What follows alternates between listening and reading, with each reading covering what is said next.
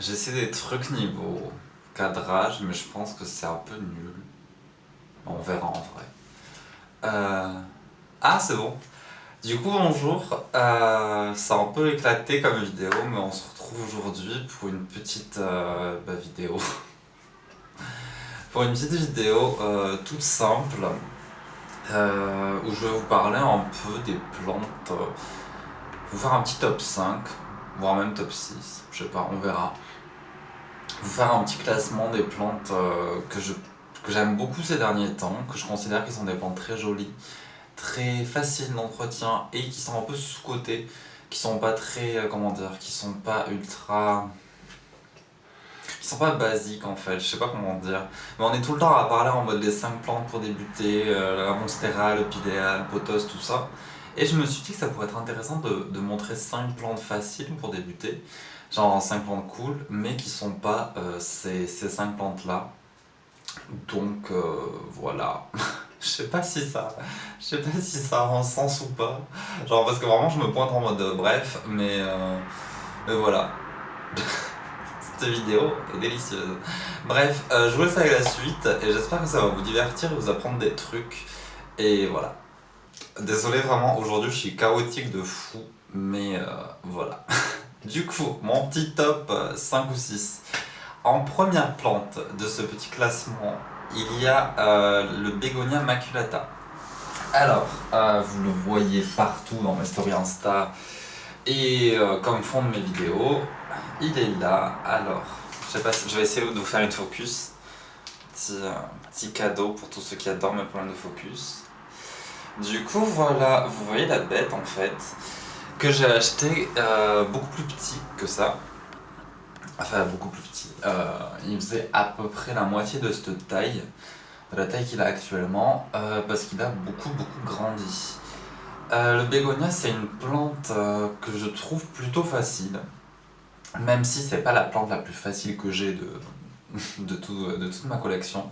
Mais c'est une plante qui est assez simple une fois qu'on a compris comment s'en occuper. Perso, je l'ai planté dans ce pot en terre cuite pour éviter que le terreau ne mette trop de temps à sécher.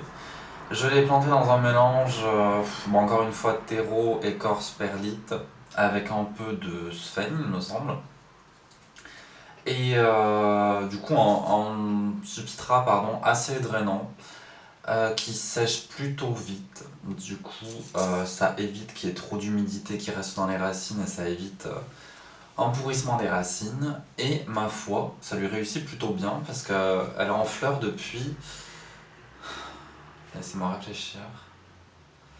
Je pense que ça fait depuis début décembre, fin novembre, début décembre qu'elle est en fleurs. Donc plus de 2 mois qu'elle est en fleurs. Et je pars du principe qu'elle aime bien. Donc elle se plaît bien chez moi du coup. Elle me fait plein de nouvelles feuilles. Le seul petit truc qu'il y a avec cette plante, c'est qu'il faut vraiment pas oublier de l'arroser. Dans le sens où elle aime pas, dès qu'on a un petit arrêt d'arrosage, une petite erreur d'arrosage, elle me fait des feuilles, je sais pas si vous arrivez bien à voir, mais un peu abîmées, avec des petits bouts marrons, et elle m'a même fait le petit coup des feuilles qui s'enroulent sur elles-mêmes. Du coup, ce que je fais pour éviter ça, c'est que je la vaporise un jour sur deux à peu près, ou tous les jours, ça dépend. Je la vaporise très souvent, je n'oublie pas de l'arroser, et quand je l'arrose, je lui fais prendre une douche. Généralement, elle adore ça, et voilà la bête. Du coup, donc ma plante numéro 1 de ce petit tirage, enfin, je sais pas, bref. Ma plante numéro 1, c'est le Bégonia maculata. La seconde plante de cette petite liste, je vais vous l'attraper tout de suite.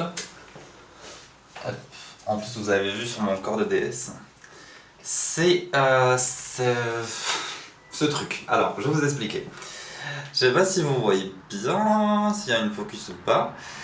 C'est un macramé dans lequel j'ai mis ce pot de philodendron, donc qui a tellement poussé qu'on voit plus trop le pot.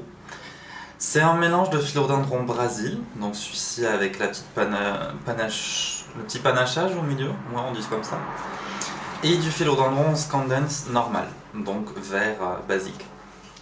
Alors, pourquoi c'est dans ma liste des plantes trop bien? Parce que, ça se voit tout seul, je l'ai planté là, je les ai plantés tous les deux dans leur pot. et je n'y touche pas. Dans le sens où je les arrose une fois par semaine à peu près. Je les vaporise 2-3 fois par semaine histoire histoire de dire que je les ai vaporisés. Et ils poussent. Voilà. Donc vraiment plante trop simple. C'est tous les deux des philodendrons donc retombants, un peu liane. Voilà, plante trop simple, très jolie, que je fertilise de temps en temps quand j'y pense aussi, hein, et qui je trouve rend super bien, par contre je vais me niquer le bras là, rend super bien je trouve en suspension et fait vraiment très joli. Du coup je vous conseille fortement, si vous en voulez, de vous procurer cette plante, enfin ces deux plantes, qui sont vraiment super simples à entretenir, super jolies et qui donnent vraiment ce petit côté plante retombante luxuriante qui est très sympa. On passe ensuite à la troisième plante. Alors, là on a un truc tout simple, mais très joli. C'est une chaîne de cœur. Alors, l'éternel focus. C'est une chaîne de cœur. Donc la chaîne de cœur, comme vous voyez, c'est assez long. C'est une plante que j'aime beaucoup, que j'ai pas...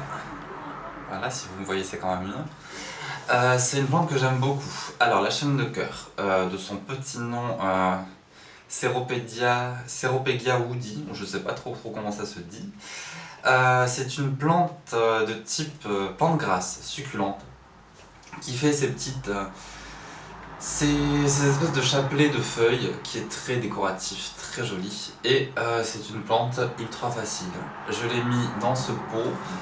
Bon, le pot est beaucoup plus petit que le cache-pot. Du coup, j'ai mis des billes d'argile histoire que ça soit calé. Je l'arrose très peu souvent, étant donné que c'est une plante grasse et qu'on est en hiver. Je pense que je l'ai surtout vaporisé vite fait, mais vraiment histoire de faire genre. Petit tip pour savoir quand est-ce qu'elle a soif, cette plante.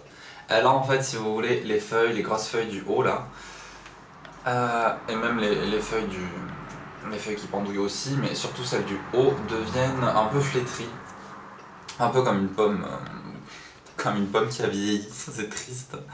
Du coup, quand ces feuilles deviennent un peu flétries, ça veut dire qu'elle a soif. Du coup, on peut l'arroser très légèrement avec un peu d'eau tiède et elle repart de plus belle. Et voilà, du coup, genre vraiment, je l'avais achetée, elle était toute petite, elle était longue comme ça. Elle m'a fait toutes ses lianes, je l'ai déjà coupée pour la bouturer. J'ai déjà... Hop, je vous avais montré dans mon bouture tour. J'ai des petites... des petites boutures de chaîne de cœur. Donc voilà, plante très jolie, très simple d'entretien, qui s'arrose vraiment pas souvent du tout, qui aime bien la forte lumière, ou la lumière tout court, et qui est très très jolie en suspension comme ça. On passe maintenant à d'autres plantes. Alors, une plante qui est très jolie, vraiment très jolie, que j'adore, qui est pas très, comment dire, qui pour la peine n'est pas basique, parce que je la trouve pas si... Enfin, plein de gens l'ont, mais c'est pas aussi basique qu'une piléa par exemple. C'est cette petite merveille que je trouve vraiment trop belle. Désolé, mais je la trouve trop jolie. C'est une Peperomia Arg... je sais pas quoi. Argyrius, ou je sais pas comment ça s'appelle, je vous mettrai le nom. Du coup, on l'appelle aussi Peperomia watermelon, en référence à son petit aspect de pastèque. C'est une plante qui est très jolie, mais avec laquelle j'ai un peu galéré. Je vous explique. Quand je l'ai eue, elle avait plein de feuilles qui étaient cassées, elle avait plein de feuilles qui étaient juste des bébés feuilles. Elle avait toutes ces grandes feuilles un peu abîmées comme ça, avec des taches derrière. Ça tire un peu la gueule. Du coup, je l'ai rempotée et depuis, elle stagnait un peu, honnêtement. Elle n'était pas incroyable. Elle était jolie, mais pas incroyable. Et dernièrement, j'ai changé de méthode. Je l'ai mis dans un endroit un peu plus lumineux. Donc ça déjà, ça y fait. Et j'ai commencé par l'arroser uniquement par arrosage par le bas. Donc la caler à peu près une fois par semaine dans un bol d'eau tiède. Et la laisser boire l'eau pendant une bonne grosse demi-heure. Et ça a absolument tout changé, étant donné que maintenant elle est trop jolie et qu'elle ne fait que pousser, faire des nouvelles feuilles. Donc voilà, vraiment trop jolie et personnellement je trouve que c'est vraiment une alternative super sympa au pilea. et que c'est une plante très simple une fois qu'on a compris comment s'en occuper, en l'arrosant par le bas, et c'est absolument tout ce que je lui ai fait. Et je pense que ça se voit qu'elle est assez contente d'être ici. Un totem. Non, c'est pas un totem. Je pense que je vous en avais parlé dans une des dernières vidéos. Je vous en avais parlé sur Insta, je vous ai saoulé avec sur Insta. C'est mon tuteur en sphaigne que j'ai appris à faire il y a pas longtemps, avec dessus accroché mon magnifique petit philodendron micans. Alors, comme vous voyez, il a beaucoup de feuilles. Genre, il a ses grosses feuilles vertes qui étaient là quand je l'ai acheté, et il a ces toutes petites feuilles un peu orangées. Par contre, vraiment, la focus ne veut se faire que sur ma tronche en fait. Du coup, on va s'en sortir. Hein. Bref, vous avez saisi l'idée. Maintenant, il me fait que des petites feuilles qui, quand elles commencent à pousser, en fait, sont toutes oranges. Donc ça m'énerve un peu. J'aimerais bien qu'il en fasse des grosses. Mais il commence à refaire des nouvelles pousses depuis que je l'ai accroché. Genre là. Donc je pense que c'est pas trop mal et qu'il se plaît plutôt bien. Pourquoi c'est une plante que j'adore? Parce que déjà, voilà. Je pense que ça se voit qu'il est très joli quand même. On peut, moi perso j'ai choisi de le faire grimper, mais on peut très bien le laisser redescendre. Et je le trouve presque plus joli encore quand il redescend, quand il cascade. Mais perso j'ai décidé de le faire grimper. Allez savoir pourquoi. Bref, je le trouve vraiment très joli. Avec ce côté velouté, ces feuilles, je sais pas si on voit bien à la caméra, mais avec ce petit côté un peu, quand la lumière passe à travers en fait, c'est un peu orangé. C'est vraiment très très joli. Les nouvelles feuilles sont très orangées, un peu rosées. C'est vraiment une plante que j'adore. Qui en plus, personnellement, elle me fait un peu penser au philodendron mélanochrysum que je n'aurai sûrement jamais, étant donné qu'il coûte un bras. Et qu'il est très facile à tuer, donc je vais l'éviter. Du coup, pour moi, c'est un petit dupe vite fait du mélanochrysum. Et je la trouve absolument magnifique. Donc voilà. Si jamais vous avez l'occasion d'acheter un micans, vraiment n'hésitez pas, parce que c'est une plante qui pousse bien. Quand on lui fait du coup un tuteur ou qu'on s'en occupe bien, elle pousse très vite. Là, elle m'a fait quelques feuilles en une semaine. Et c'est vraiment une plante très sympa, très jolie, qui va finir par terre si je continue, mais c'est vraiment une très belle plante que je vous recommande. Voilà. Ah, j'ai failli tomber par contre. Et alors, du coup, la dernière plante de ce petit tour, c'est, vous l'avez reconnu, je ne fais que la montrer, la Monstera adansonii. Alors celle-ci, même histoire que pour le philodendron micans, je l'ai accrochée sur son petit poteau de Koh-Lanta. Ça lui réussit très très bien, elle me fait des nouvelles feuilles, je pense que ça se voit assez bien. Elle fait que faire des nouvelles feuilles, elle est très en forme. Faut savoir que c'est une plante que j'ai acquérie via des échanges, via des groupes Facebook.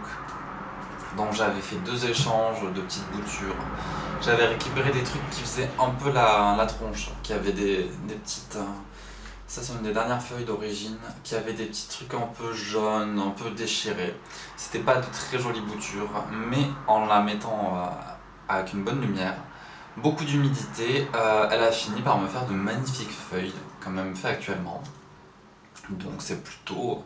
je pense que c'est plutôt très bon signe. Je trouve que c'est une plante extrêmement décorative. J'adore son feuillage vraiment troué comme ça, c'est très joli. Et pour l'instant, j'en ai que du positif. Lui a fait que faire de jolies feuilles. Je devrais couper les anciennes là. Mais c'est vraiment une plante que j'apprécie énormément. Et que je vous conseille du coup, si jamais vous voulez une plante aussi bien qui grimpe ou qui retombe, qui est très jolie et très graphique, vous avez celle-ci. Du coup voilà, la Monstera adansonii, très bon deal. Alors on est où là? C'est bon. Ah, bah non. La nullité. Du coup c'est tout pour mon petit classement de plantes simples qui poussent bien et qui sont pour autant pas basiques. Donc enfin un peu plus originales que les plantes du starter kit débutant. J'espère donc que c'est une petite sélection qui vous aura plu, qui vous aura inspiré, qui vous aura donné envie de les avoir aussi. Perso, je vous le recommande très fortement parce que ce sont des plans très sympas. Qu'est-ce que je voulais vous dire de plus? Ça m'a fait plaisir de vous revoir. Ces derniers temps, je suis pour une fois, vraiment pour une fois, je suis un peu occupé. Genre, j'ai un peu de travail professionnellement parlant, donc je suis très très très très très heureux. Euh, je vais pas rentrer dans les détails, mais j'ai un travail un peu artistique qui a. Je suis un peu débutant, donc c'est un peu compliqué. Mais là, ça commence un peu. Je commence à me professionnaliser de plus en plus. Du coup, c'est quelque chose de très très excitant, de très cool. C'est ma grosse passion. Et sauf que ça prend beaucoup de temps.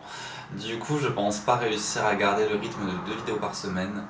Même si j'adore en faire, je pourrais sûrement pas garder ce rythme. Je vais quand même essayer de faire une vidéo par semaine, parce que ça me plaît, parce que ça me fait plaisir d'échanger avec vous, parce que je pense que mes petites vidéos un peu éclatées vous font quand même rire et vous apprennent 2-3 trucs. Du coup, je vais continuer d'en faire, et sur ce, je vous fais des gros bisous. Je vous dis à la semaine prochaine. Jardinez bien, et on se voit la semaine prochaine. Bye!